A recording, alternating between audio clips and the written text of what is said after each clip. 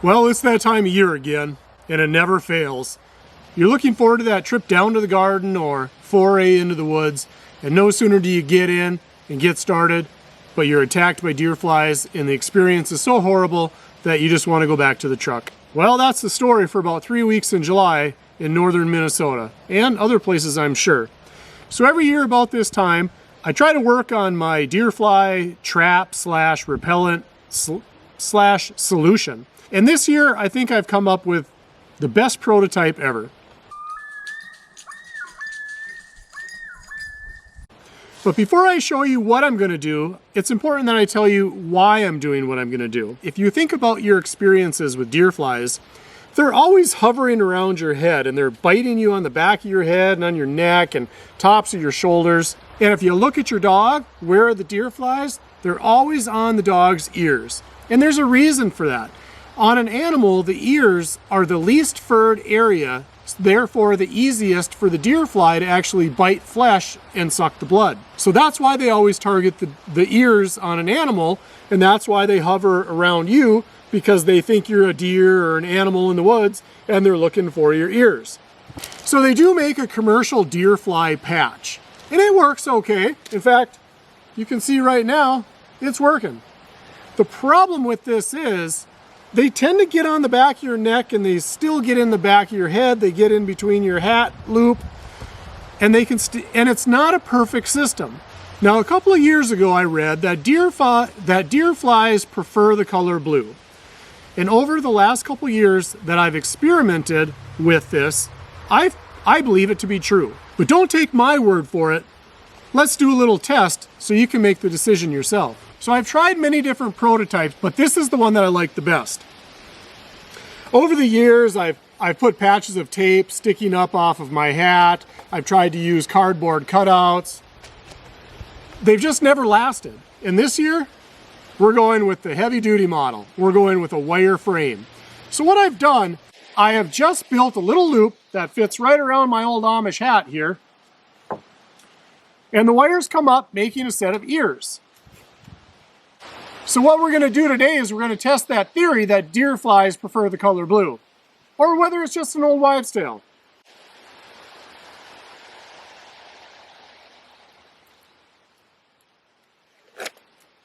So we are going to put a brown patch on one ear and the blue on the other.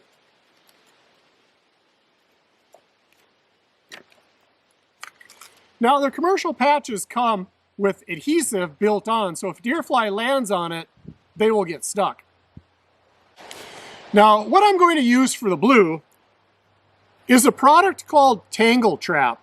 And Tangle Trap is a product that's made to put around the base of trees so that when insects that are harmful to the tree travel up the tree, they reach the sticky part, they get stuck, and they can't get to the leaves or the fruit.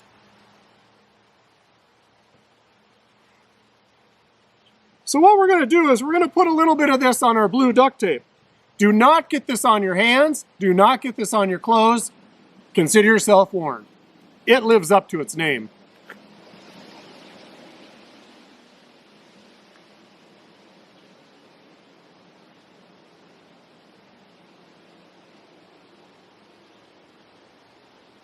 Just going to liberally coat this on there. But I'm going to give you a little tip, and I learned this the hard way. When you make your duct tape, leave little flaps on it so that when the duct tape is full of deer flies and you want to replace it, you can grab those two little flaps and pull them apart and pull that duct tape off of your metal ear.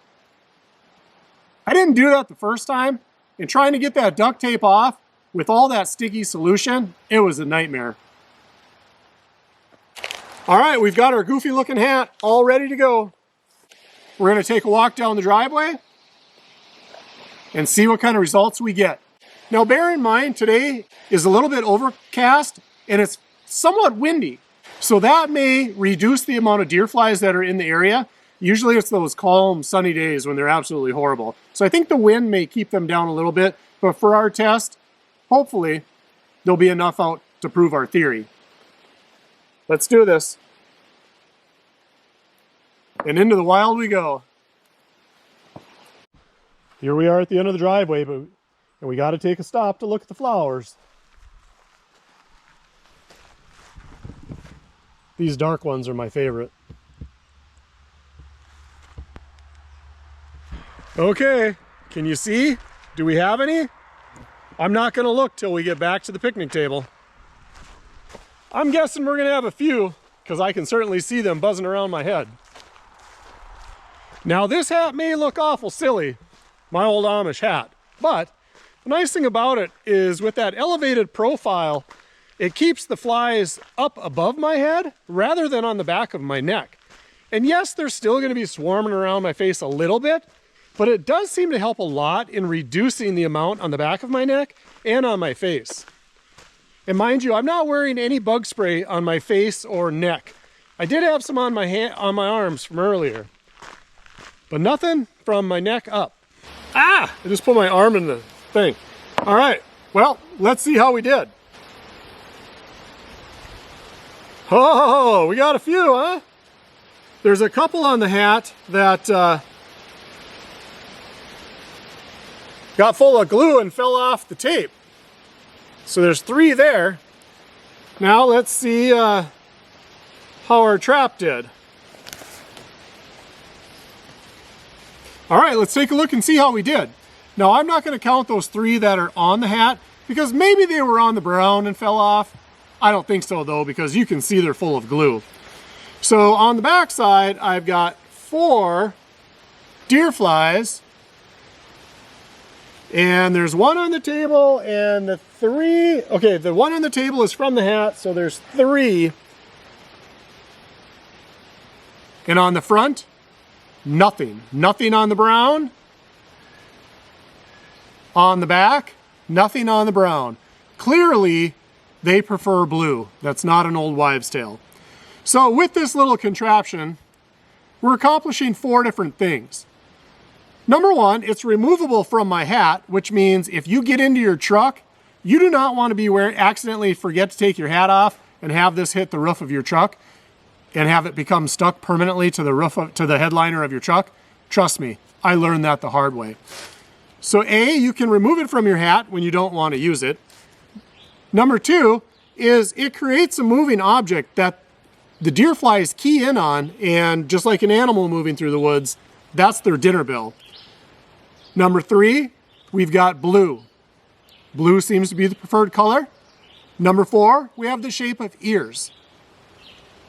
So far it's a win. And if we want to go with number 5, being a low profile with the ears sticking up, it tends to make the deer flies be further away from your face and the back of your neck because they're up higher.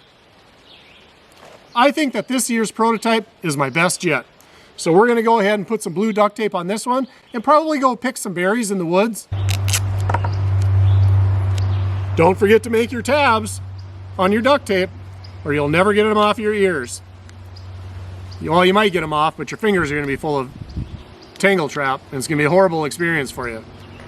I found it interesting how all of the deer flies were on the back of the hat, which isn't always the case, but they do predominantly seem to follow behind you.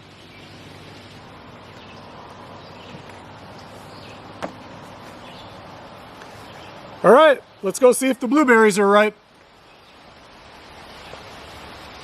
Oh, what do we have here? Look at that. I believe this is a currant plant. I might have to dig that up and put that in my garden where I planted the other currants. Look at that. First fruits. Now there's a couple in here. I'd say another week though. Probably next week, I think. Oh, there's a few over here.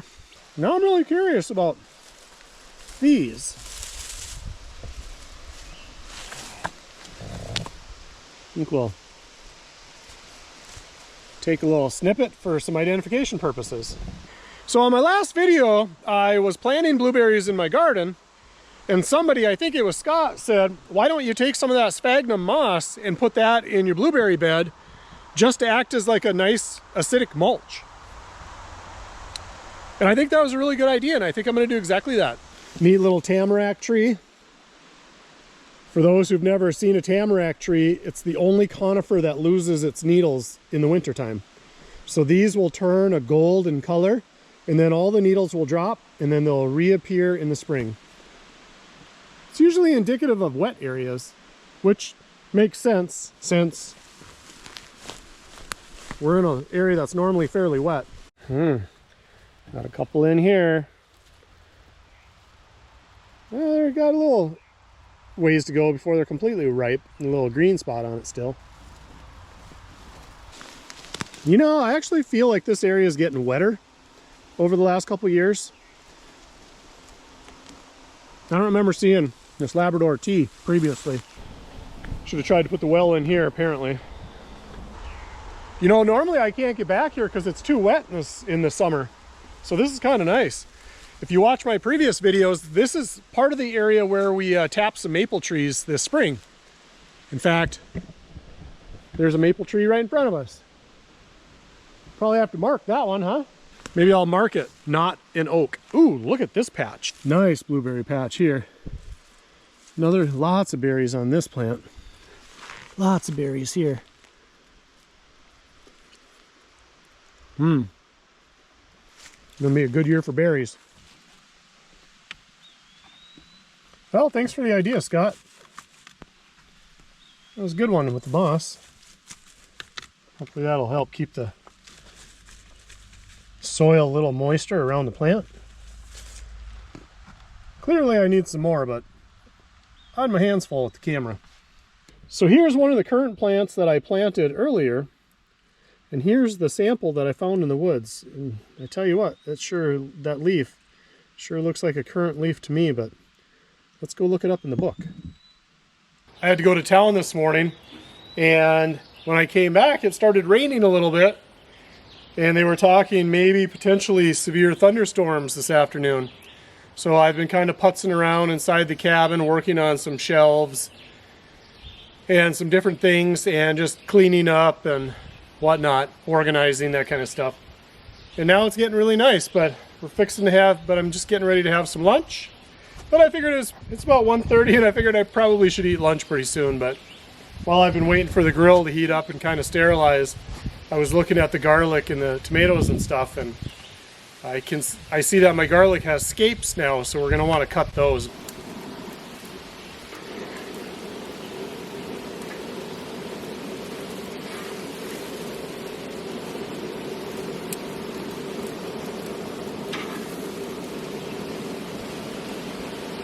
Yeah, somebody heard the TV dinner tray. Do I dare walk inside to get a napkin with somebody watching my food? No, that's Papa's.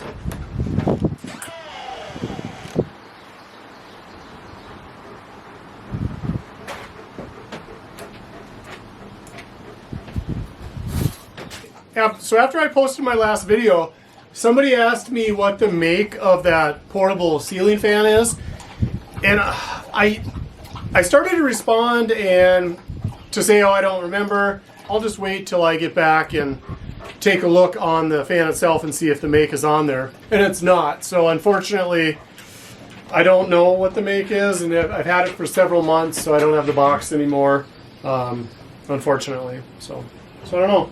Well, it's about 85 degrees. I'm not really looking forward to it, but I suppose we should go for a little run if we're going to get it in. Now or never. See how far we can go before the deer flies carry me away.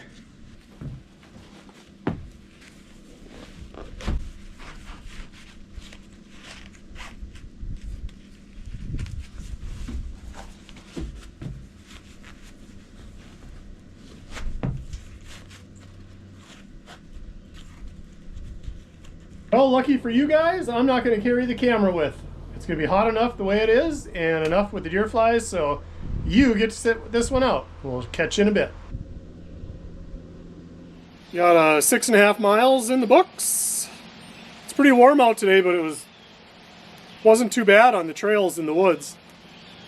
At least it was shaded, and running by the lakes every once in a while you get kind of a cool breeze.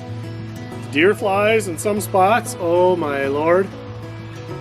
You're afraid to open your mouth to breathe. What do you think there, old river dog, hound of mine, huh? I think we're gonna go for a SWIM.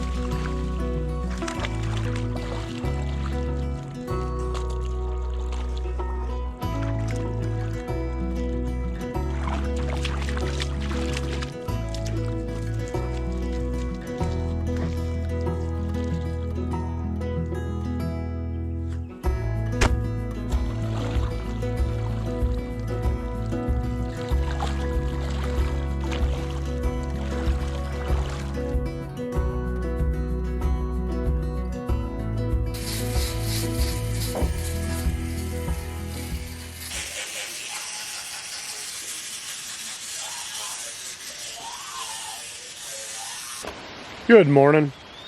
I'm not sure what it's going to do today. Half the sky is partly sunny, and the other half is mostly looking like rain. So I'm not sure what the day will hold for me. But it's always so easy to get sidetracked. I start one project and I'll walk to the shed to get a tool and I'll see something else, and next thing you know, I'm 3 projects away from what I intended to do to begin with.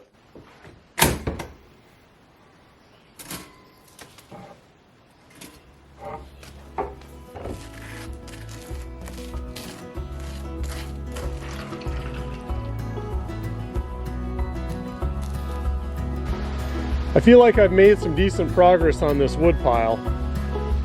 So that is my project for this morning, is to get this taken care of once and for all and get it out of the way so we can move on down the list of things to do. And here comes the rain. So I guess I'm done splitting for a while, but I'm going to try to get some of this stacked up before it starts raining too hard, just so it's somewhat covered by the pieces on top. It doesn't seem like I've made a dent in the pile, but when you look at what I've split, I mean, I've got through a fair amount. But all right, I got to get cracking. It's starting to come down pretty good now.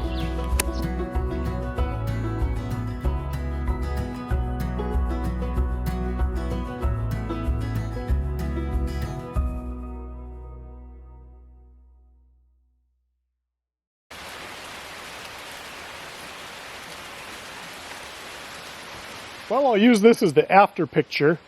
Most of the wood is all split and stacked. The only thing left is about a dozen really gnarly stumps with lots of knots. And I'm not sure if I'll even split them. It's nice to have that pile gone, that's for sure.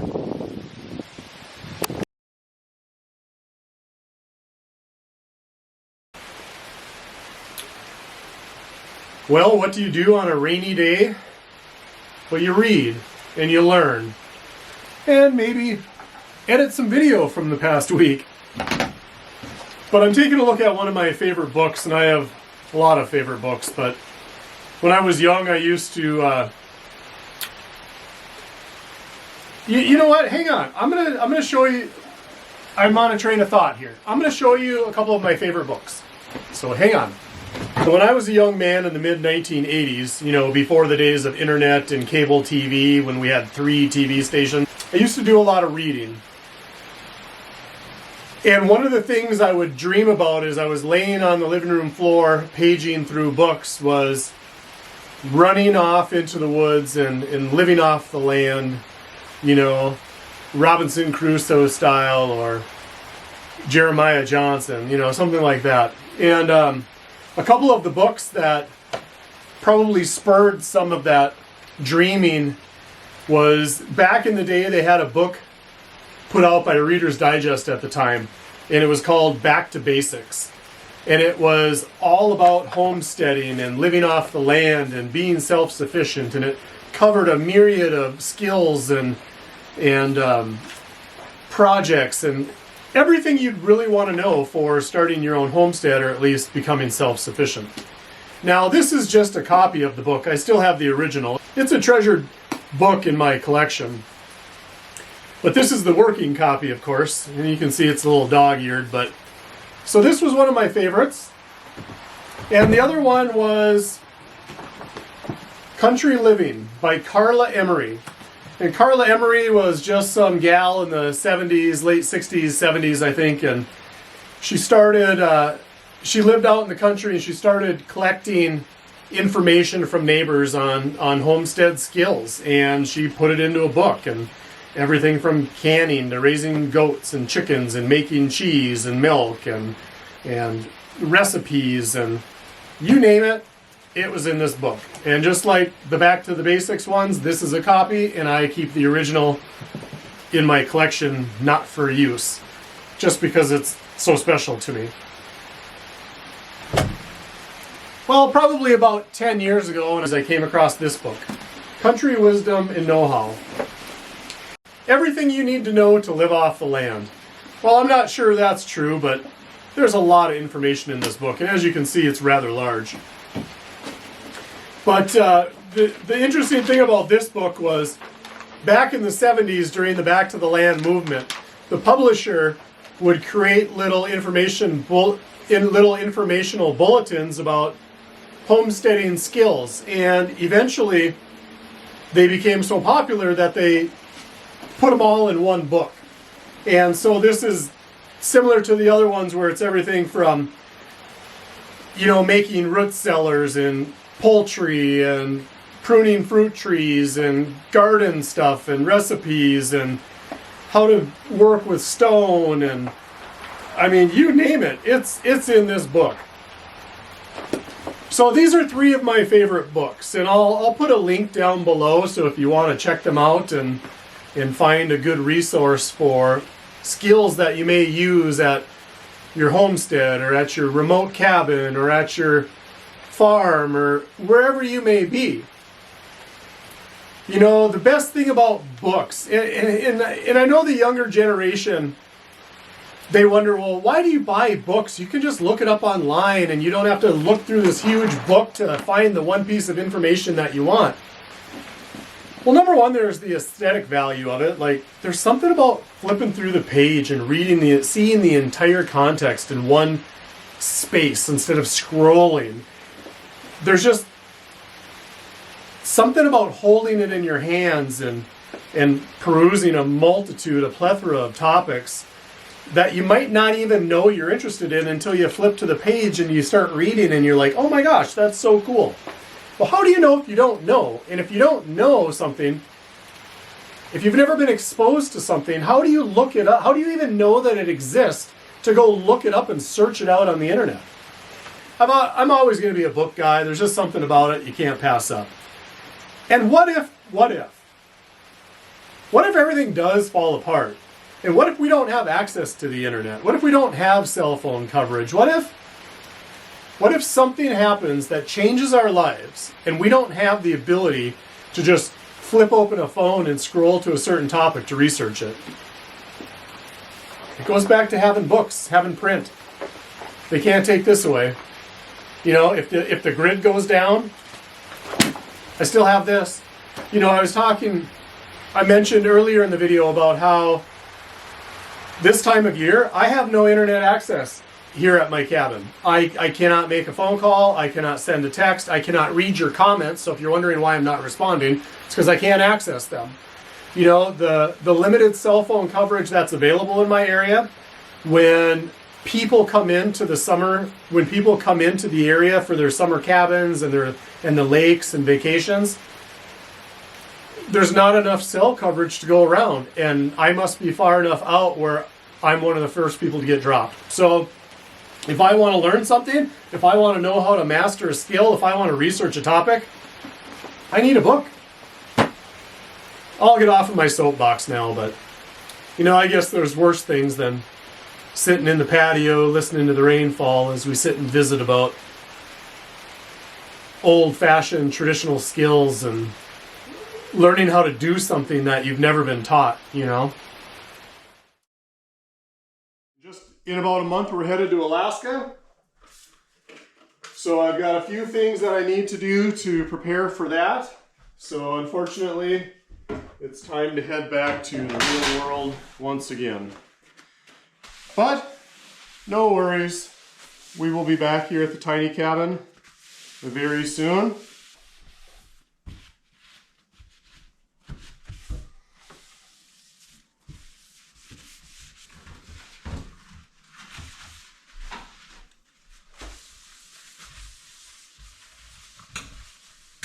Goodbye, tiny cabin. Thanks for the memories. Thanks for hanging out with the old river dog and I appreciate you. And as always, we will see you very soon.